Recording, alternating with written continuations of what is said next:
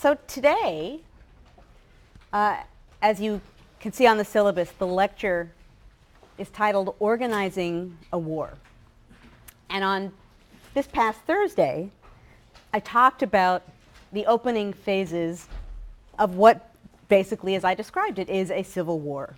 I talked about opening hostilities, including Lexington and Concord, and I showed how even with these opening hostilities, still we could see how long it took before independence was actually declared.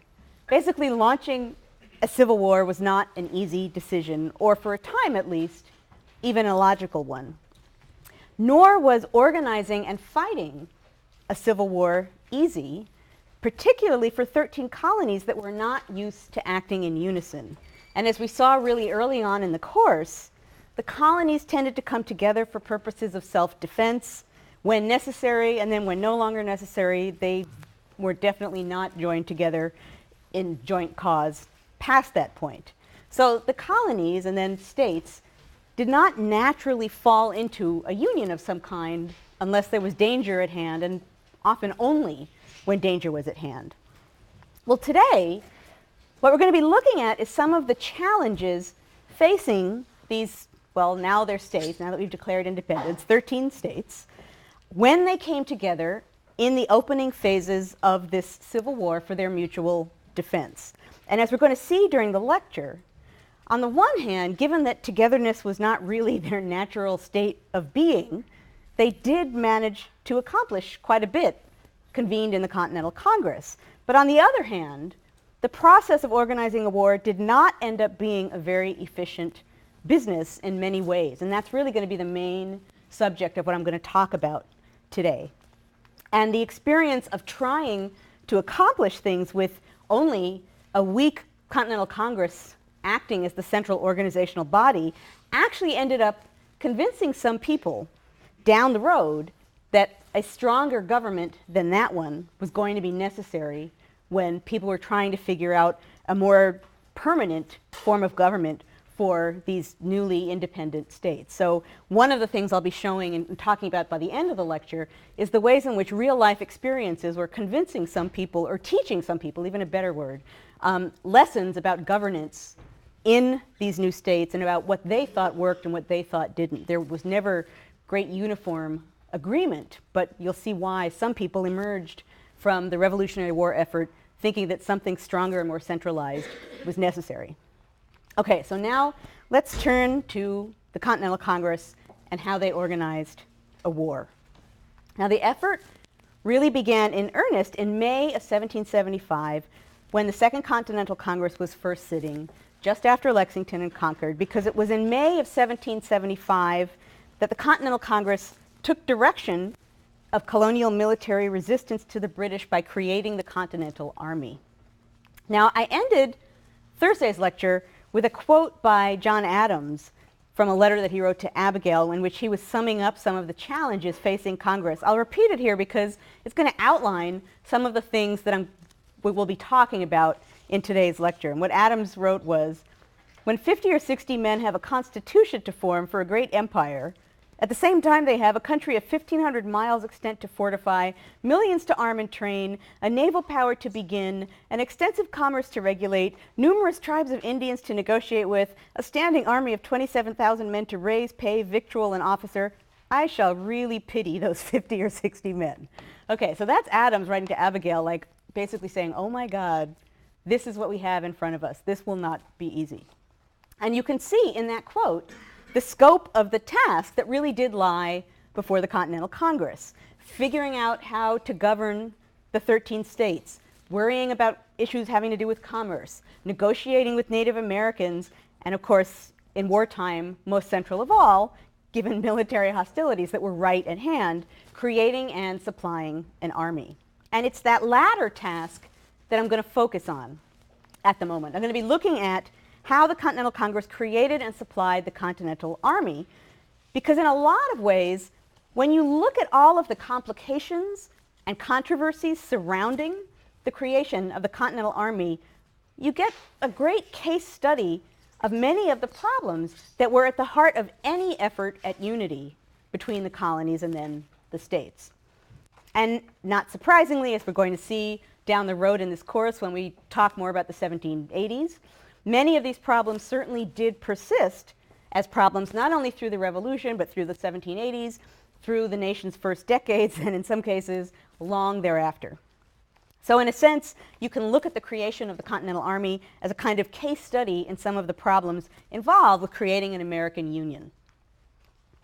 Now, given what I've just said about problems inherent in creating a union, it's not surprising that one of the first problems to present itself, as far as the Continental Army is concerned, was regionalism. I'm going to talk in a moment about localism, but for now I'm going to talk about regionalism. You might think that in a moment of crisis, regionalism might entirely fall by the wayside, and I suppose in some ways it did, but definitely not completely. And as I'm going to talk about in a moment, you can see this particularly when you talk about the issue of who's going to command the Continental Army. I remember when I was first working on my book, which is about politics in the 1790s, and I thought, without looking into it very much, that what I was going to find when I started looking at letters from the period was that there'd be this little honeymoon nationalism moment where everyone thought, you know, well, we just created a constitution and we're not sure about it, but let's hang in there and be national together and let's not really focus on regionalism for just a little while, and that maybe there'd be this little honeymoon moment and then that might sort of wane and then people would get more back into their entrenched sort of regional outlooks.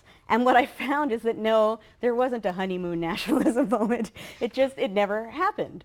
That even as soon as the national government is launched in the 1790s, even when people have decided to commit, at least for the present, to this new constitution, they were still thinking about, whoa, Southerners, I don't know if we trust the Northerners. Northerners, I don't know if I trust the Southerners. I remember finding a letter from one Southerner to another Southerner from like the first year or two that the government was in existence. And the one Southerner says to the other, you know, I think we should try as hard as we can to get as many young men in clerkships in this new government as possible, because then they're going to gradually be promoted into higher offices, and sooner or later, Southern men will be in control of most of the national offices, which is much better than being governed by a bunch of arrogant Northerners. Okay, this is like the government hasn't even been in existence yet for 2 years, and already people are like, I don't know about those Northerners. So it waxes and wanes, it doesn't go away. And so it's not surprising, given that it pops up right at the outset of the whole revolutionary enterprise, particularly when people were thinking about a commander-in-chief of the Continental Army.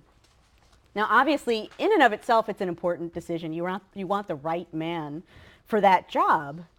But it was complicated by regional concerns. Basically, many New Englanders felt that since during this early period of the war, most of the military action was happening in New England, basically all the hostilities we've been talking about, much of it certainly is going on in New England, that a New Englander would be the logical choice to lead the army.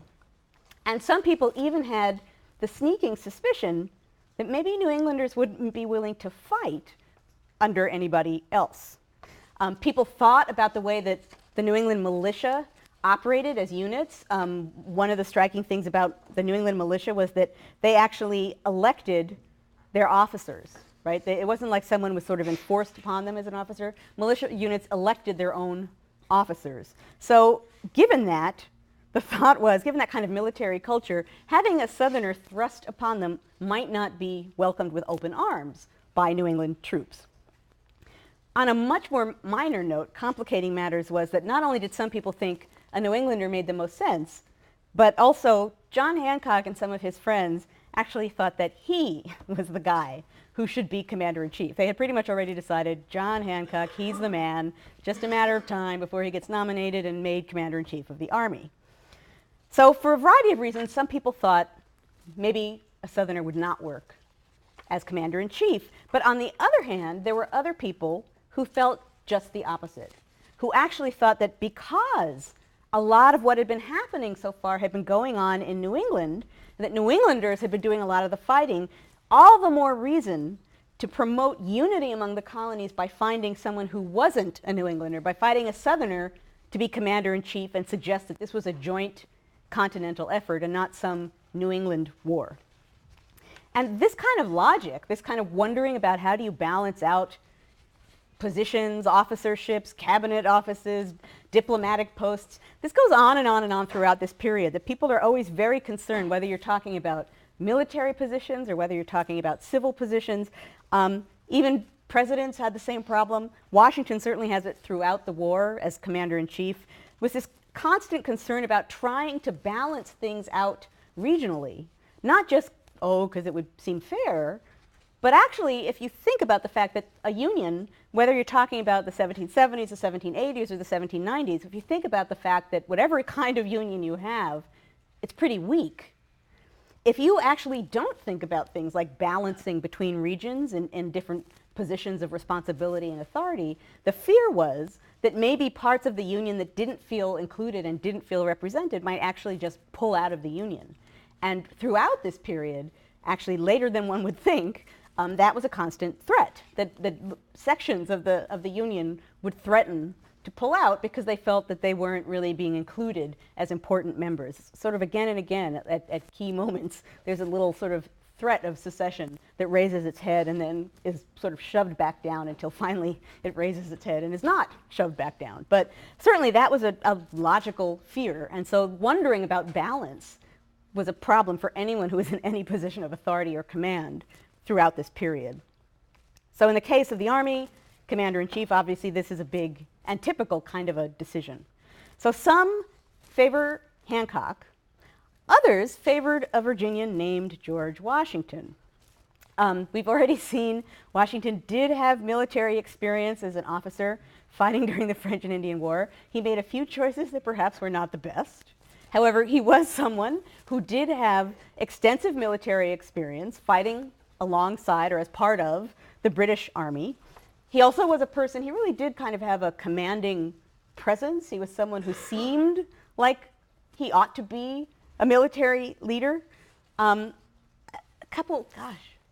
a couple years ago, I was giving a talk at Mount Vernon, and they have a new, like a sort of museum education center at Mount Vernon, which is actually really big, really impressive.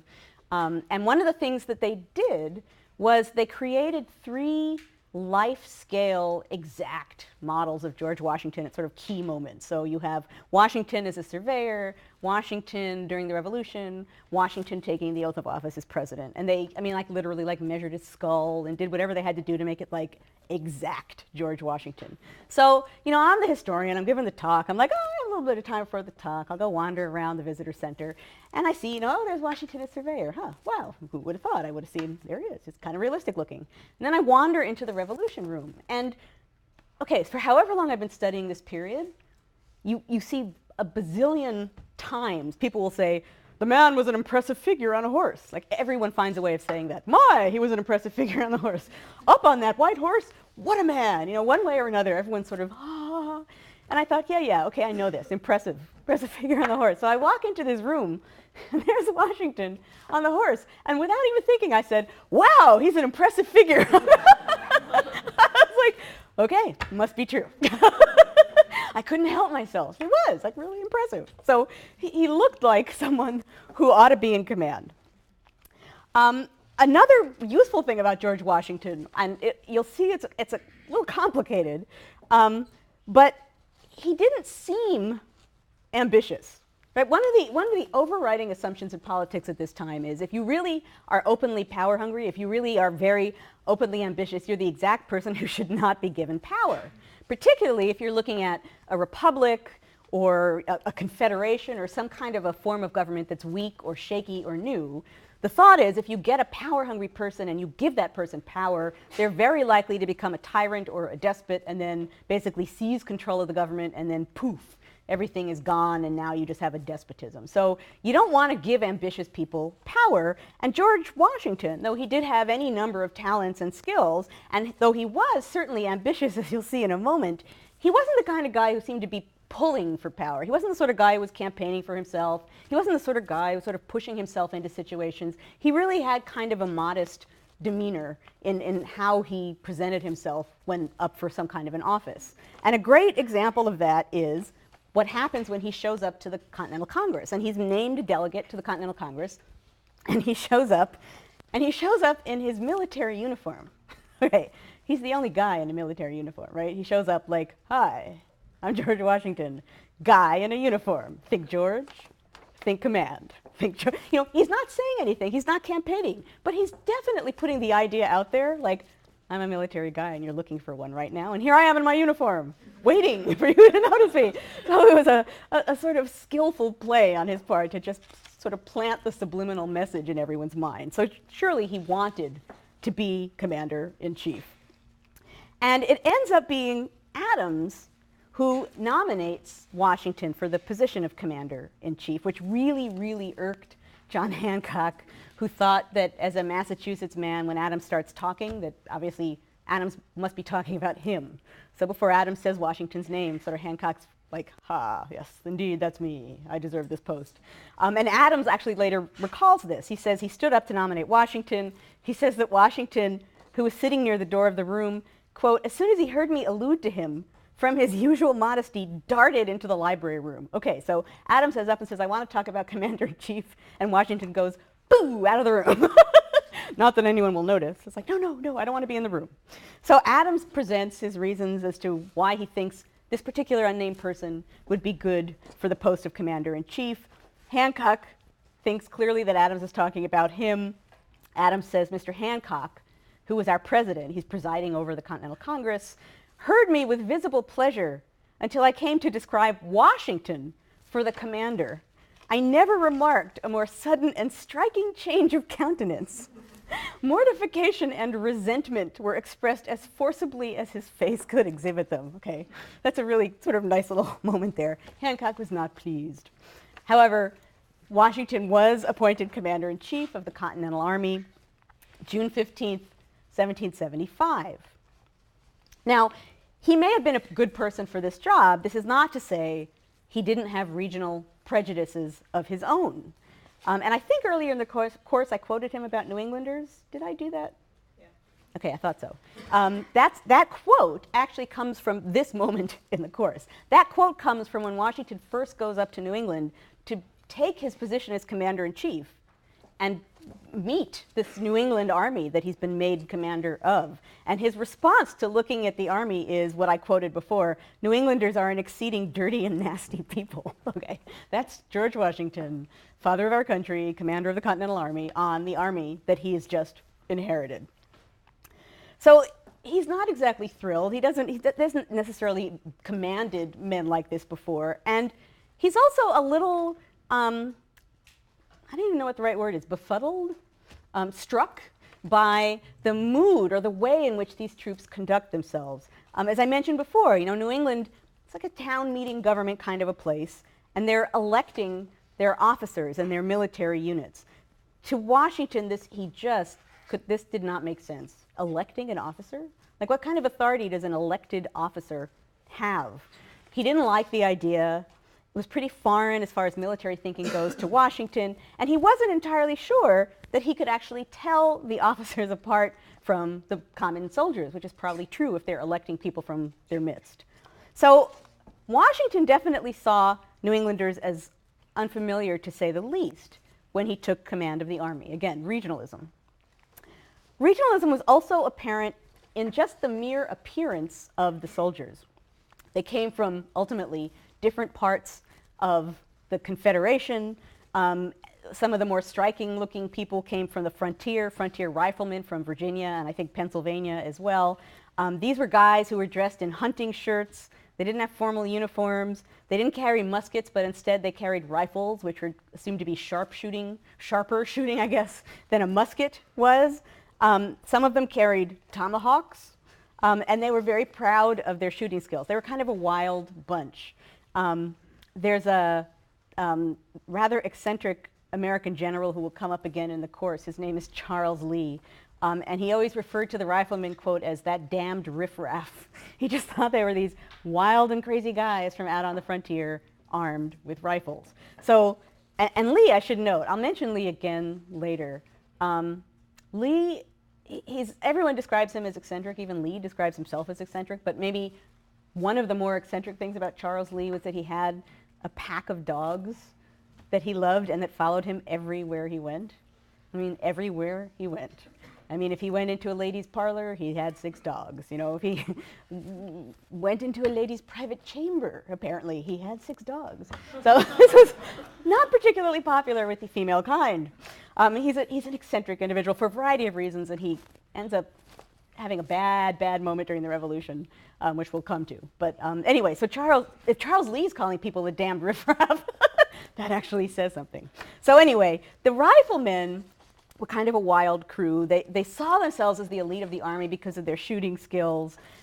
They actually spent some time sort of taking pot shots at British officers on the line until the British officers realized that there were these kind of crazy riflemen taking shots at them, and it would be good not to be out in the open anymore.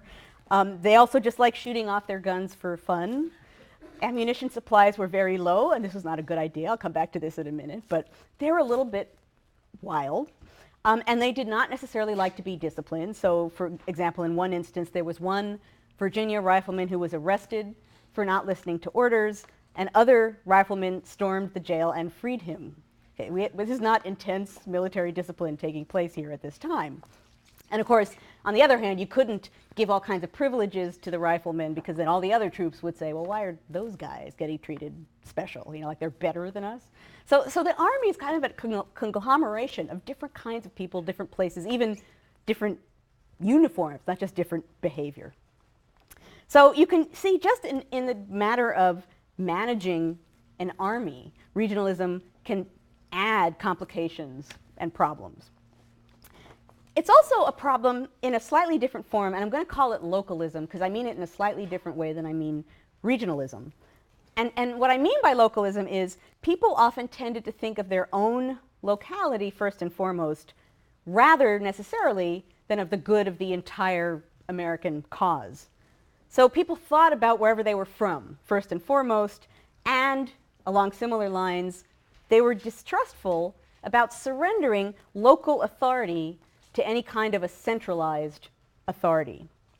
Now, in the Continental Army, obviously this is going to make it extremely complicated to gather together one united armed force. Every state had its own militia. State legislatures wanted to stay in control of their own militias.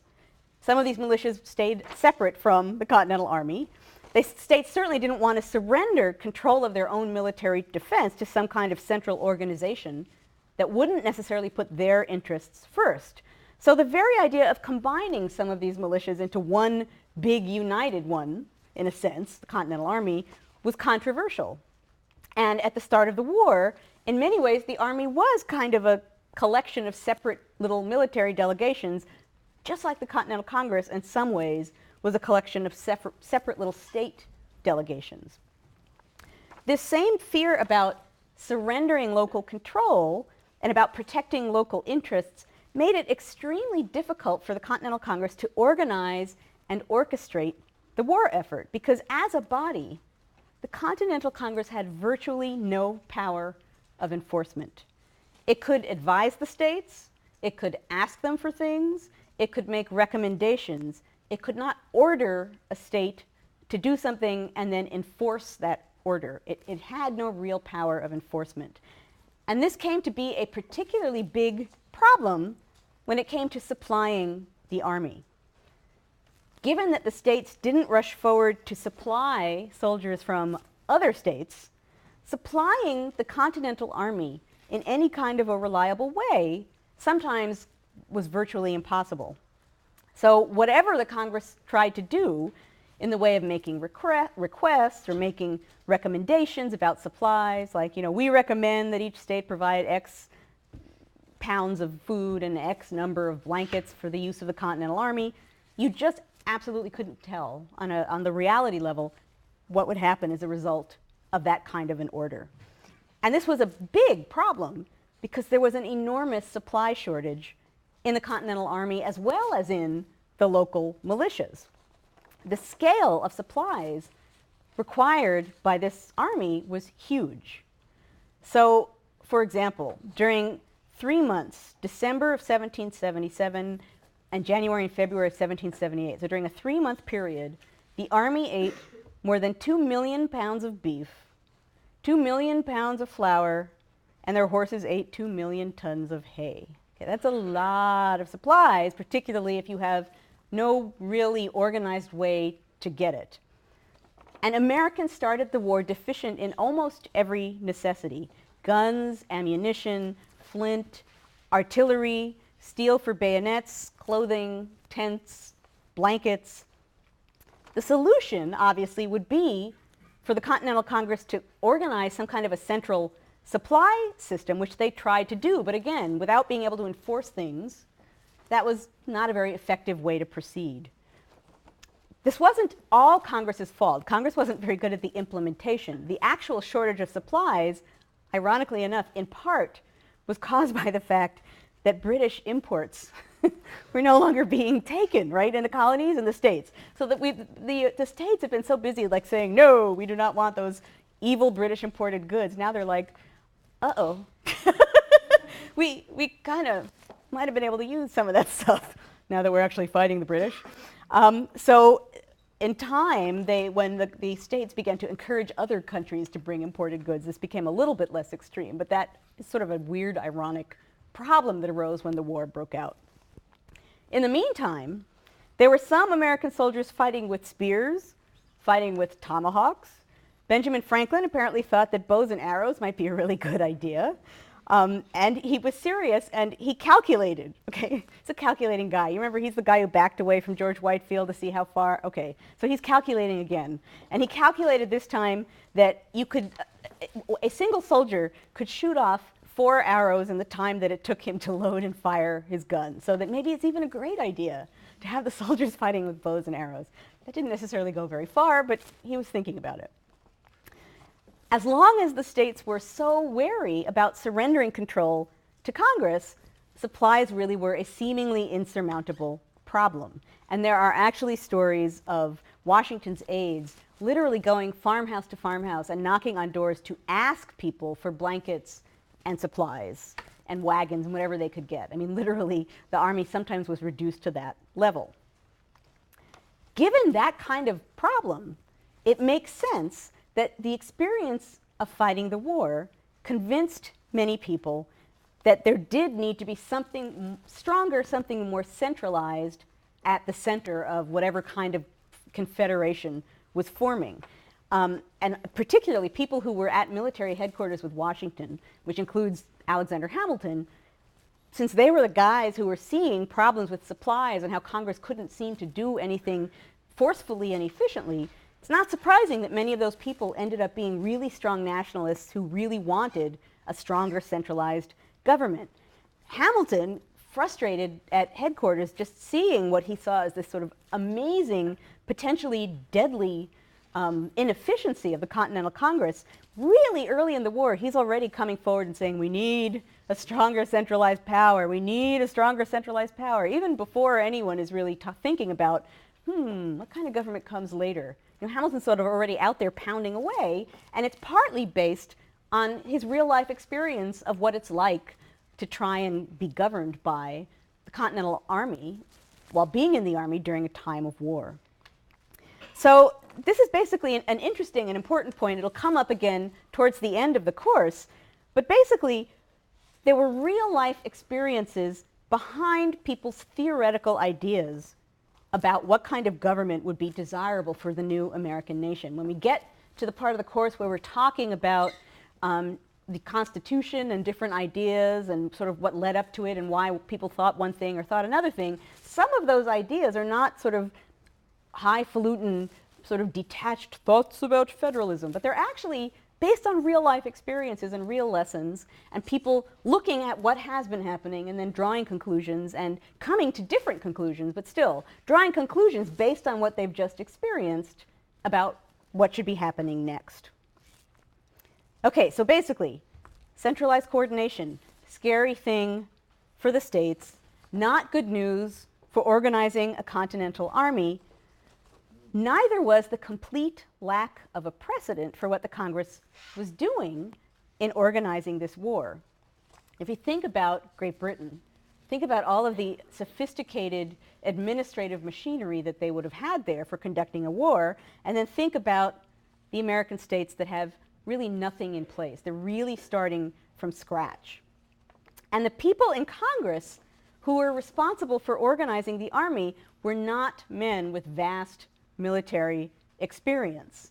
Of the roughly 65 congressmen that were in attendance in 1775 and 1776, only 5 had served with the British during the French and Indian War. Only 1 of these 5 had real experience in supplies, and that experience dated back to 1759. None really had experience with medical matters in a time of war. Only 2 had any medical training, and they were not on the medical committee. So bureaucracy, even at an early point. Let's take the 2 medical guys and put them on the grain committee. I don't know. So basically, you have a bunch of people here who are trying to figure out from scratch how to create a coordinated army effort. By 1778, Congress began to try to improve its administrative structure, and it did begin to create boards of war and boards of admiralty.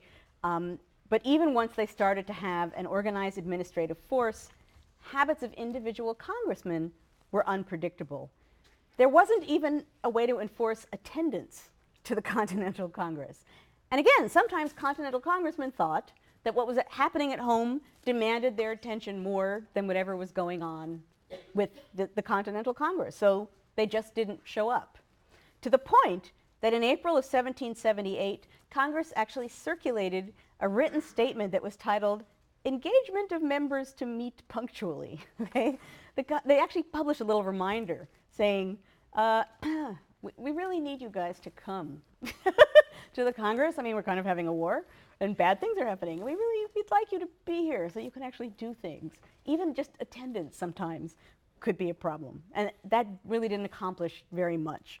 As one historian wrote, Congress was too inefficient to correct its own inefficiency. It's not good. Okay, so obviously things are somewhat unpredictable, occasionally random, and this made congressional control and organization a problem throughout the war. And it wasn't just congressmen who were inexperienced with this kind of issue and were having problems with the whole question of supplies. Supply issues were complicated by the behavior of soldiers, many of whom, for the most part, had not ever been soldiers before. So they're also not following any precedent. It's not like they're a trained military force. And many of them were often far more interested in protecting their locality than in anything else. And their behavior in battles when far from home was sometimes not ideal. Also, because they were not always sure of what they were doing, they were not very careful with the supplies that they were given. Like the riflemen, they fired off their guns for fun. They sold sometimes their clothes and ammunition if they needed cash. When they were beating a hasty retreat, they tended to just throw anything that was heavy and getting in their way on the ground as they ran. One soldier who returned to a place where the army, the Continental Army, had just retreated said, "The ground was literally covered with arms, knapsacks, staves, coats, hats, and old oil flasks." I mean, these people, they just dropped things and ran and left them on the field. So there's no precedent in so many levels for what we're talking about here. There was no precedent for an organized Continental Army. There was no precedent for an organized Continental Army administration. So troops had to learn how to behave like an army while already fighting a war. Which leads to another problem at the start of the war, and that is the problem of what certainly 1 or 2 European visitors saw as the attitude of the American troops. In part, as I just suggested, many soldiers were just ignorant about military operations, about how an army was supposed to be organized. They hadn't been soldiers. They didn't know how an army was supposed to work. They had to be trained from scratch. Now, Baron von Steuben was a foreign volunteer that arrived in the States in 1777. Specifically, he was given the task of training the Continental Army. He was someone who had experience with European armies. He was given the task of training the American troops. Steuben didn't speak a lot of English when he first came here. He actually was much better in French and German. And so according to people at the time, when he was training the troops, he cursed in 3 different languages at the same time. English, French, and German. And I guess he cursed a lot. I think he was probably a little surprised by what the troops could not do. Supposedly, Steuben and others who were trying to train the troops discovered, among other things, that it was very hard to teach people to march because they didn't always consistently know left foot and right foot. Right? If that's something you hadn't thought about before, I suppose you're not thinking about it as you're walking. So, and I'm such a city slicker here that I don't know the difference. And I always, every year when I say this, I count on someone in the class. Maybe one of you will know to sort of interpret this for me. Supposedly, or at least anecdotally, one of the things that they did to train these troops was they tied hay on one foot and straw on the other foot. It said hay foot, straw foot, hay foot, straw foot, and that was the way that people were initially taught to march. Now, of course, city slicker me, what is the difference between hay and straw? I would be bad. I would be even worse. I would be not knowing how to march in the Continental Army because I wouldn't know which was my hay foot. Does anyone here know the difference between hay and straw? Oh, yes. Farm kid. Straw is just, it's pretty much just like the stem of the wheat. It's all pretty much throwaway stuff used for bedding. Hay actually has like grass and alfalfa, like food for animals in it. Okay, so straw is just the stem of the wheat, Yeah, and hay. All throwaway stuff. Hay has actual food mixed in with it. Hay has actual food mixed in. Thank you very much. I knew there had to be someone who knows something about a farm. Thank you very much. I greatly appreciate that. Okay, I'm writing it down for next time I talk about this. Okay, I have it written down now. I have my fact for the day that I learned. Thank you very much.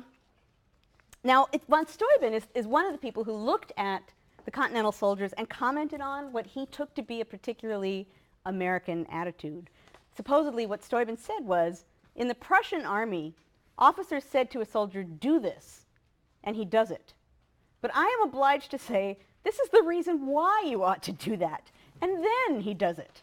Okay, the Americans are operating in a slightly different way from what he considers a traditional European army's behavior. Basically, Americans didn't always respond well to orders. They wanted to take part in decisions. They wanted their opinions to be represented. Obviously, this kind of political sensibility could present problems if you're trying to command men in an army. It also created problems with terms of enlistment. Soldiers tended to sign on for 1 year at a time, and when the year was over, they just often went home. They were in the army by choice, and they felt that they basically had no need to listen to any kind of higher command telling them to stay. We'll see a little bit later in a future lecture, Washington literally pleading with the men, please don't go home. I know you can go home. Please don't go home. Please stay just a little bit longer. So, for example, at the end of 1775, a big chunk of the army just packed up and went home. So America essentially changed armies at the beginning of 1776, found new men, enlisted them for another 1-year term, and it was assumed that at the end of another year the same thing would happen again. It took a while before Congress agreed to try and regulate and lengthen terms of enlistment. There was a similar problem involved with social rank and military rank. I've already mentioned very early in the course that social rank hierarchy in the colonies was a little bit more slippery than in England, so that while there certainly was an elite in the colonies and the states, there wasn't a sort of entrenched to the manor-born aristocratic class as there would have been in England, and the difference between a gentleman and a more common man could sometimes be hard to tell. Well, Washington wanted gentlemen to serve as commanding officers. Basically, he wanted to use social rank to enforce military rank, thinking that if you respected someone as your social superior, you'd probably respect him as your military superior. As Washington put it, the true criterion of judgment about who should be an officer, when past services do not enter into the competition, is whether the candidate for office has a just pretension to the character of a gentleman, a proper sense of honor, and some reputation to lose. Right? If he has some reputation to lose, he's going to worry about losing it. So there's a logic for having an officer. Now, this may sound logical by 18th century terms, this kind of logic, but it often presented a problem because sometimes there really wasn't all that much separating socially, as far as rank is concerned, officers from non-officers. And again, think about the New Englanders promoting people from within their own. Sometimes there wasn't really much of a social rank differentiating officers at all. There's one historian who argues that one of the reasons why there was dueling prevalent among some of the younger officers in the Continental Army was because they were actually dueling to prove that they could duel, which meant that they were actually gentlemen, or of the gentleman class, which meant they were actually better than some of the men they were commanding, who were pretty much their equals. So dueling was a way for these young officers to sort of prove that they deserved to be elite.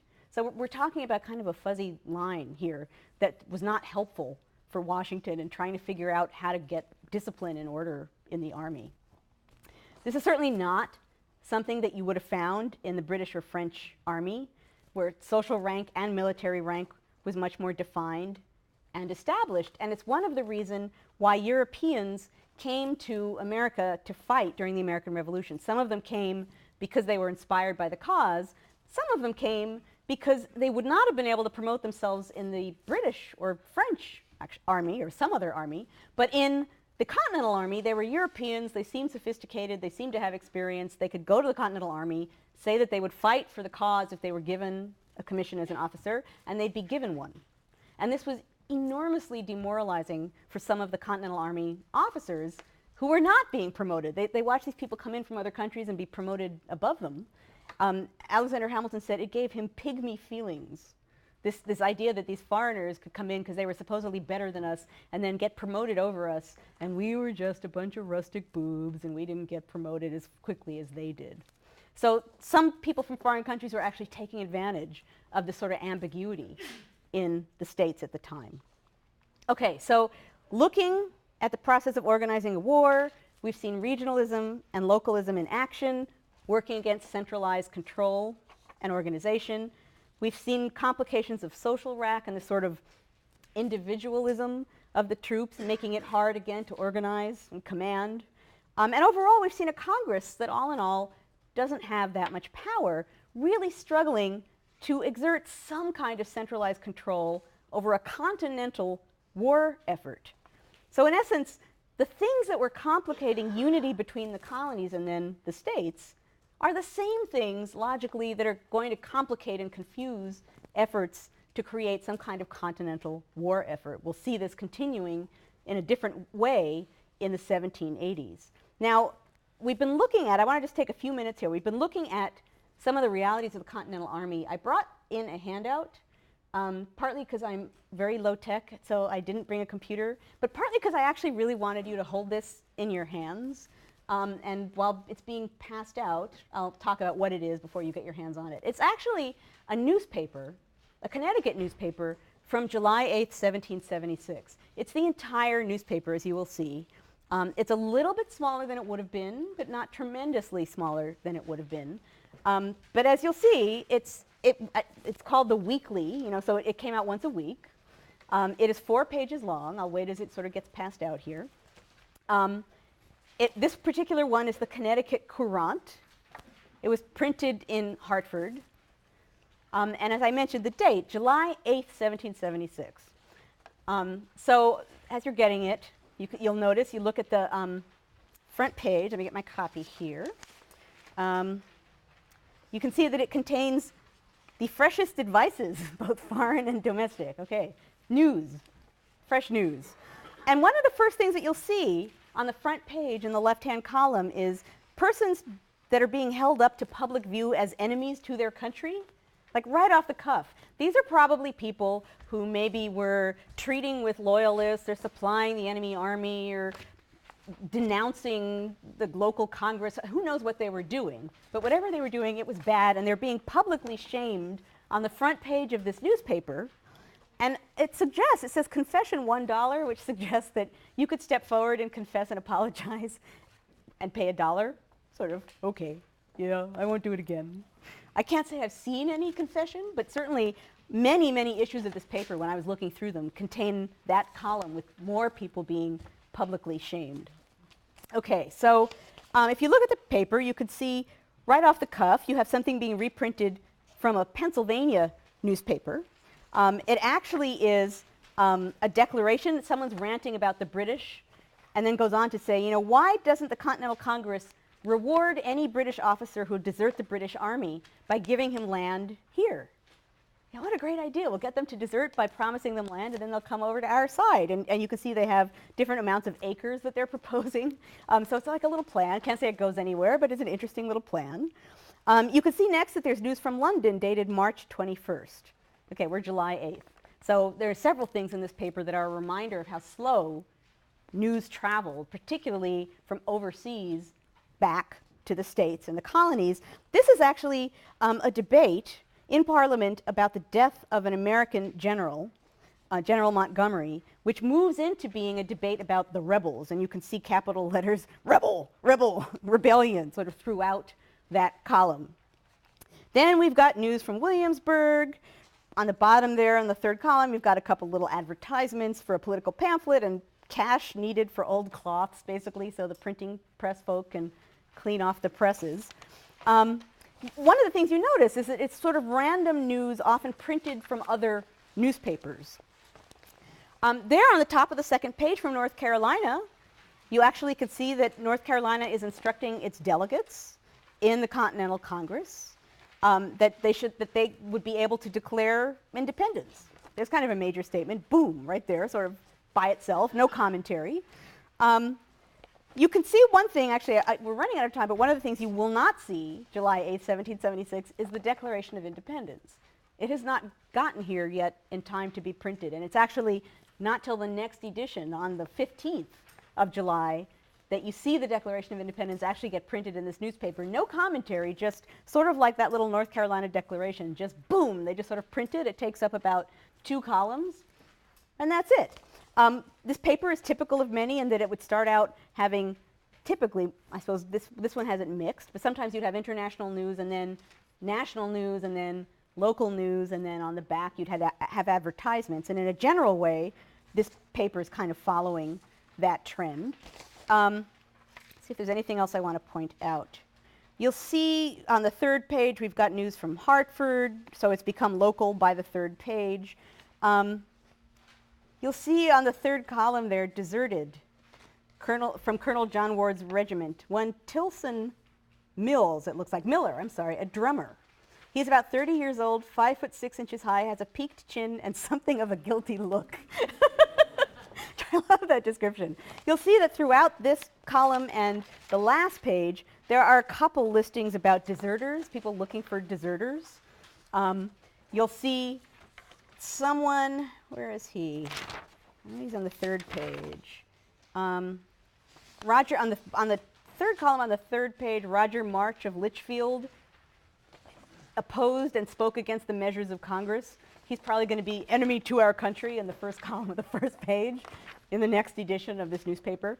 So basically, I've handed this to you just so that you could get a sense of what a typical newspaper would have looked like, what you would have seen if you were in Hartford, Connecticut on July 8, 1776. This would have been what was at your disposal for whatever was happening in Connecticut, for whatever was happening throughout the states, for whatever was happening overseas. Some of that overseas news goes back to March. But this is how people are learning about whatever is happening in that entire war effort. It's haphazard, it's kind of random, it's slow, and it's often unreliable. So again, it's kind of a dramatic reminder about some of the realities of engaging in a war in a period when even communication is complicated and difficult. I will stop there because we are out of time. On Thursday will be the midterm here. Blue books will be here and ready for you, and all will be okay. I'm saying calming midterm things. It will all be good.